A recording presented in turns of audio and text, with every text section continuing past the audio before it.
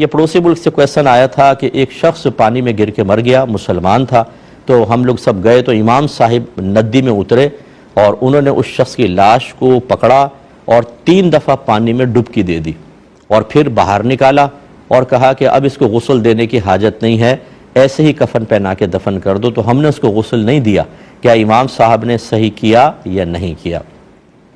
جی، امام صاحب نے بالکل ٹھیک کیا، اور ان کا ڈبکی دینے والا فعل بھی ضروری تھا جو انہوں نے کیا۔ اس کے مطلب آپ کے امام صاحب علم ہیں۔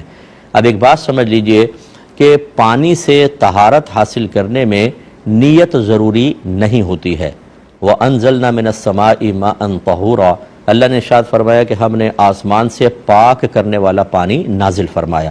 تو اس میں پاکی کا وصف ہے، آپ نیت کریں نہ کریں پاک ہو جائیں گے۔ جیسے آپ سمندر میں چلے گئے، آپ نے ایک ڈبکی لگائی، باہر نکلیں گے آپ باوضو ہیں، اگرچہ آپ نے وضو کی نیت نہیں کی۔ اسی طرح اگر ایک مردہ پانی میں موجود ہے تو اس پر تو پانی پہلے گزر گیا، اس کا غسل ہو گیا، لیکن ایک زندہ لوگوں پر ذمہ داری ڈالی گئی ہے کہ آپ مردہ کو غسل دیں گے۔ تو یہ علماء نے فرمایا کہ اگر مردہ کوئی پانی میں ملتا ہے تو وہ باغسل ہو گیا، کیونکہ پانی اس پہ سے گزر گیا اور طہارت حاصل ہو گئی، لیکن جو مطالبہ زندہ لوگوں سے تھا کہ میت کو غسل دو، وہ ابھی بھی باقی رہے گا، اور اس کا طریقہ یہ ہے کہ میت کو 1 دفعہ یا 3 دفعہ پانی میں تھوڑی سی ڈبکی دے دیں۔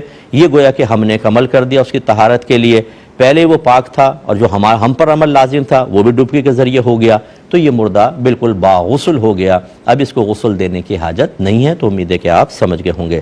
ایک اور بھائی نے کویسچن کیا کہ کوئی غسل کرنے کے بعد، غسل کر کے باہر آیا، ہارٹ اٹیک آ گیا اور اس کا انتقال ہو گیا، تو کیا اس کو غسل دینا ہوگا کہ نہیں؟